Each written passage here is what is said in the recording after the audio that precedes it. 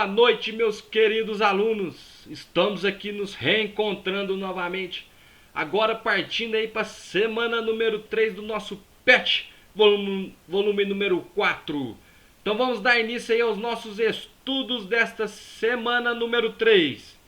O eixo temático dessa semana será os cenários da globalização e fragmentação. Tema tópico dessa semana, turma: globalização e regionalização. As habilidades que vocês estarão adquirindo com os estudos dessa semana. Analisar o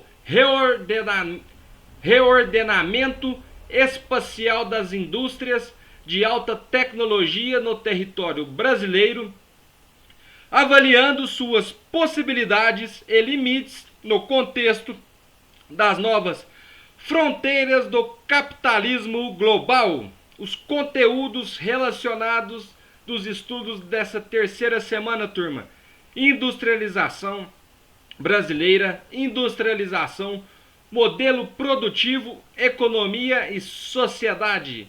A nossa interdisciplinaridade aí que a gente tem, pessoal, com os estudos dessa semana: desenvolver habilidades e competência específica da área de ciências humanas e sociais aplicadas na BNCC são fundamentais. Para isto, pressupõe-se que os estudantes sejam capazes de analisar os processos políticos, econômicos, sociais, ambientais e culturais no âmbito local, regional, nacional e mundial em diferentes tempos, a partir de procedimentos epistemológicos e científicos, de modo a compreender e posicionar-se criticamente com relação a esses processos e as possíveis relações entre eles e estimular o desenvolvimento do espírito crítico. Pessoal, então temos uma interdisciplinaridade bastante ampla com os estudos desta semana número 3. O tema dessa semana será industrialização brasileira, com a duração de 1h40. Ou seja, vocês terão aí 2 horas aulas na carga horária tão importante para que vocês tenham aí o ano letivo positivo. Início da industrialização brasileira. Com um século de atraso da consolidação da industrialização, o Brasil é considerado um país emergente de industrialização tardia. Então a gente teve aí, pessoal, um século de atraso, né, com a consolidação da nossa industrialização em relação aos outros países europeus principalmente. Então o Brasil é considerado um país emergente de industrialização tardia, enquanto a Europa passava pela Revolução Industrial a partir do século XVIII. A industrialização brasileira iniciou-se por volta do século XIX, reforçando o que o professor acabou de comentar. O início da industrialização do Brasil acontece por conta das mudanças da estrutura econômica, não somente nacional, mas de todo o globo terrestre, em conjunto com o contexto político e social do país. Então o Brasil foi levado aí, junto a esse contexto mundial que a gente teve aí de mudanças na estrutura econômica, que permitiram e deram oportunidade a esse início de processo de industrialização no Brasil. A mudança responsável para o início desse processo foi a abolição da escravidão e o início do trabalho remunerado. Então a gente teve aí, turma, o pontapé inicial que a gente teve aí da industrialização brasileira foi a partir do fim da escravidão, da abolição da escravatura, onde a gente teve então o início do trabalho remunerado, assalariado. Com o início do trabalho remunerado, a população brasileira passou a consumir muito mais produtos do que antes. Então, permitiu que a gente tivesse então aí o início de uma melhora na economia brasileira, né? Porque com o trabalho assalariado, remunerado, as pessoas, uma grande quantidade maior de pessoas, né, turma, pode consumir em maior quantidade os produtos mais do que antes, né? Então, com isso, a gente teve aí o início desse processo de industrialização com o salário, com o trabalho assalariado. Não somente produtos característicos da cultura brasileira, mas também aqueles difundidos no território nacional pelos imigrantes. Então, os imigrantes também, com os produtos que eles trouxeram, né, de seus territórios, seus países, também permitiu esse consumo aí com o trabalho assalariado, não só também dos produtos nacionais. A partir do aumento gradual do consumo por parte da população brasileira e com o marco político da proclamação da República, o processo de industrialização brasileira começou a dar pequenos passos cada período histórico. Então, principalmente com a abolição da escravatura, com a proclamação da República, começou a iniciar então essa caminhada do processo de industrialização brasileiro, né, a cada período histórico que ela teve aí o seu marco no nosso país. Podemos dividir esses períodos em 4 fases para melhorar o entendimento. É sempre importante ressaltar que essas mudanças ocorreram de forma gradual e não em anos específicos. Desse modo, as datas são somente para uma contextualização não precisa. Então a gente tem aí, pessoal, 4 fases, né, desse processo de industrialização brasileira, né, e que ela foi de forma gradual, né, não tivemos aí separação dessas fases, né, elas estão integradas, né, um processo gradual de uma sequenciando a outra, né, através dessas mudanças diante do processo histórico brasileiro em sua industrialização. A primeira fase da industrialização no país. A primeira fase é caracterizada por uma época onde o país ainda era uma colônia europeia. Deste modo, Portugal, que comandava o Brasil na época, não permitia que as indústrias, né, se instalassem no país. Essa fase é então caracterizada pelo período de 1500 a 1808 e é marcada pela produção artesanal e utilização de engenhos. Então, nesse início do processo de industrialização, tivemos essa primeira fase que ainda a gente ainda éramos uma colônia, né? E o processo brasileiro nessa fase de industrialização era de produção artesanal ainda, né? E utilização dos engenhos que produziam aí as cachaças naquela época. Então ainda era uma fase bastante precária nesse sistema de industrialização. A segunda fase da industrialização brasileira. A segunda fase foi ocasionada pela chegada da família real ao Brasil em 1808, que permitiu a implantação das primeiras indústrias no país entre o período de 1808 a 1930, voltadas para o ramo alimentício e outros produtos os quais não necessitavam de tanta tecnologia. Então, com a chegada aí da família real no Brasil, por volta aí do início dos anos 1800, a gente teve aí esse início, né, principalmente com as indústrias do ramo alimentício, né, que a gente teve aí, não tinha uma necessidade alta de tecnologia, que permitiu então esse início de processo aí de industrialização com a chegada da família real, né, que teve aí o período de 1800 até 1930. Esse período foi marcado pela chegada das indústrias com tributo de taxas que chegaram até 60% para as mercadorias importadas. Então a gente teve essa tributação aí dos produtos importados, né, de 60%, fortalecendo então aí a mercadoria nacional. Esse período que chamamos aqui de segunda fase é o período onde o poder do café entra em declínio. Então nessa fase, com o declínio do café, a gente teve então também outras fontes de economia que foram buscadas, e principalmente nesse início então de industrialização.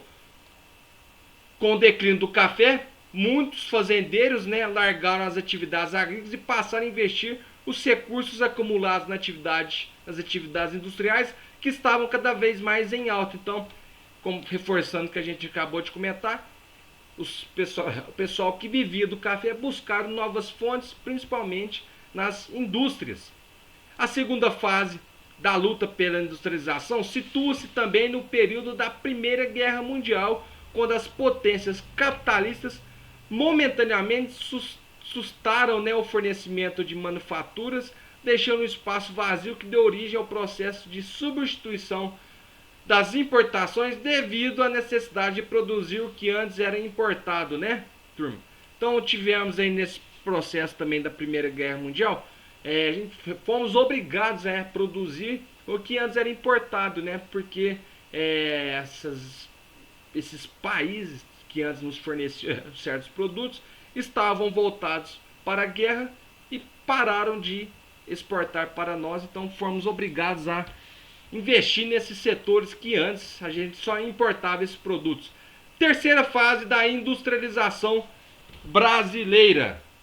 Após a segunda fase, chegamos ao período onde temos a construção de novos modos de transporte de mercadorias, como por exemplo a construção de ferrovias ao longo de todo o território brasileiro.